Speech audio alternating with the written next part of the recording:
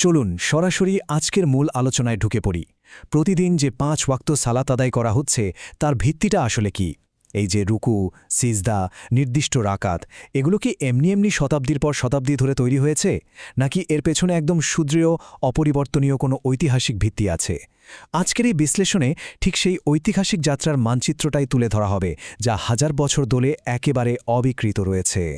পুরো আলোচনাটিকে 4টি মূল ধাপে সাজানো হয়েছে।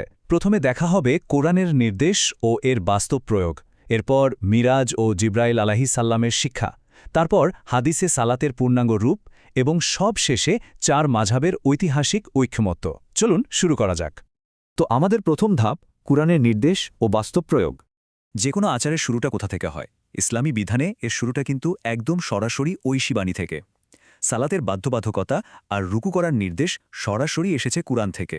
যেমন সূরা নিসার 103 নম্বর আয়াতে বলা হয়েছে, নিশ্চয়ই নির্দিষ্ট সময় সালাত কায়েম করা মুমিনদের ওপর ফরজ। আবার সূরা বাকারার 43 নম্বর আয়াতে বলা হচ্ছে, সালাত কায়েম করো এবং রুকুকারীদের সাথে রুকু করো। অর্থাৎ মূল ভিত্তিটা আল্লাহ নিজেই দিয়ে দিয়েছেন। এটা কোনো ঐচ্ছিক বিষয় নয়, বরং দৈনন্দিন জীবনের একদম অবিচ্ছেদ্য একটা অংশ হিসাবে নির্ধারণ করে দেওয়া হয়েছে। কিন্তু এখানেই একটা দারুণ রহস্য তৈরি হয়। কোরআনের নির্দেশে সালাত কায়েম আর রুকু করার কথা তো স্পষ্টভাবে বলা হলো, কিন্তু দিনে কতবার, কোন ওয়াক্তে কয় রাকাত, রুকু বা সিজদায় গেলে শরীরের পজিশন কেমন হবে, বা ঠিক কি পড়তে হবে, এই বিস্তারিত নিয়মগুলো কিন্তু কোরআনের টেক্সটে সরাসরি নেই। কোরআনে শুধু মূল নির্দেশ আর ফ্রেমওয়ার্কটা দেওয়া হয়েছে। তাহলে প্রশ্ন জাগে, এই বিশাল শূন্যস্থানটা কিভাবে পূরণ হলো? আজ যে কোটি কোটি মানুষ একই পদ্ধতিতে সালাত পড়ছে, এটা কিভাবে সম্ভব হলো?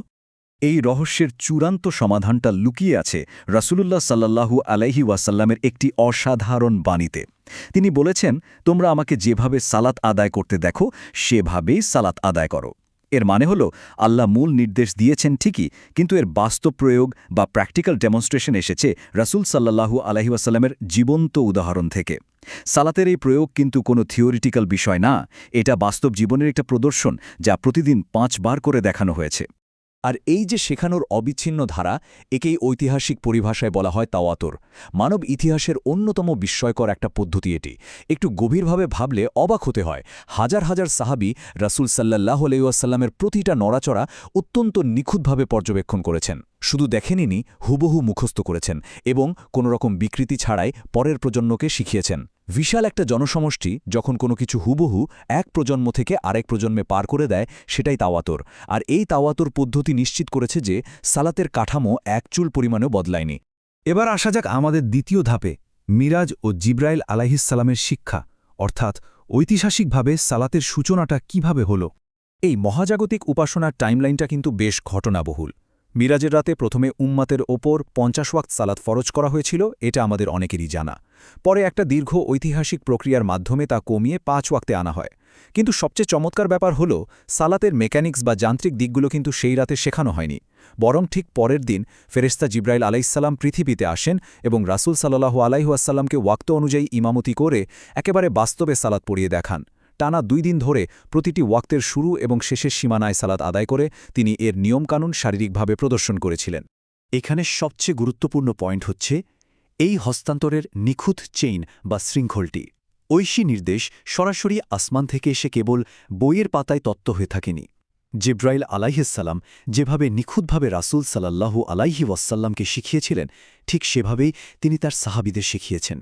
এটা হলো স্বর্গীয় নির্দেশ থেকে ফেরেশতা হয়ে সরাসরি বিশ্বাসীদের কাছে পৌঁছানোর একটা নিখুঁত ট্রান্সমিশন চেইন।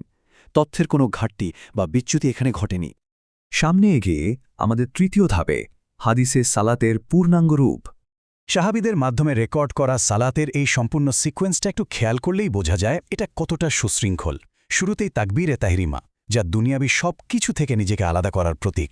এরপর স্থির হয়ে দাঁড়িয়ে সূরা ফাতেহা পড়া, সেখান থেকে অত্যন্ত বিনয়ের সাথে রুকুতে গিয়ে সুবহানা রব্বিয়াল আজিম পড়া, আর এরপর সিজদায় অবনত হয়ে আল্লাহর সর্বোচ্চত্বের স্বীকৃতি দিয়ে সুবহানা রব্বিয়াল আলা বলা।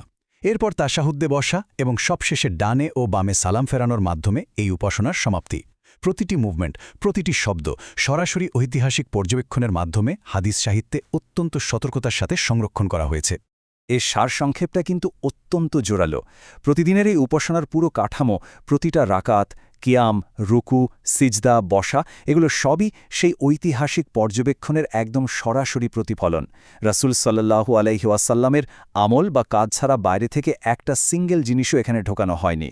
এটা সময়ের সাথে সাথে মানুষের খেয়াল খুশিমতো পাল্টে যাওয়া কোনো আচার নয়, বরং একটা সুনির্দিষ্ট ঐতিহাসিক মডেলের হুবহু কপি।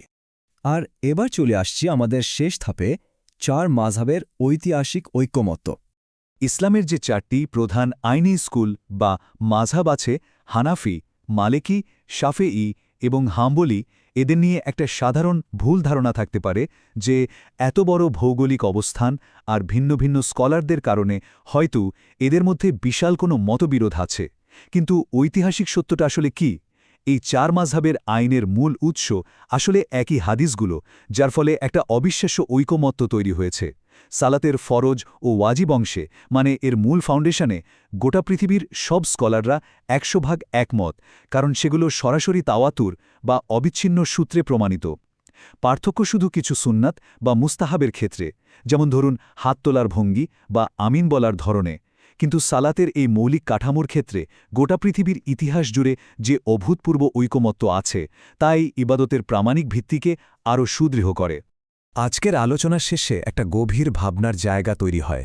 সালাতের প্রতিটি সিজদা, প্রতিটি রুকু যখন সরাসরি রাসূল সাল্লাল্লাহু আলাইহি ওয়াসাল্লামের সুন্নার প্রতিচ্ছবি, তখন এই ইবাদতের গুরুত্ব আসলে কতটা গভীর। প্রতিদিনের প্রতিটি নাড়াচাড়ার সাথে হাজার বছর আগের একটা ঐশী শিক্ষার সরাসরি সংযোগ ঘটছে। এটা শুধুই কিছু নিয়মনীতির যান্ত্রিক সমষ্টি নয়, বরং ঐতিহাসিক আর আধ্যাত্মিক এক বিশাল উত্তরাধিকার, যা প্রজন্ম থেকে প্রজন্মে অত্যন্ত যত্নের সাথে আমাদের কাছে এসে পৌঁছেছে। আশা করা যায় আজকের এই বিশ্লেষণটি সালাতের প্রামাণিক ভিত্তি নিয়ে নতুন একটা দৃষ্টিভঙ্গি দিতে সাহায্য করেছে। এই সুনির্দিষ্ট উত্তরাধিকার নিয়ে ভাবার মতো একটা বড় খোরাক রইল সবার জন্য।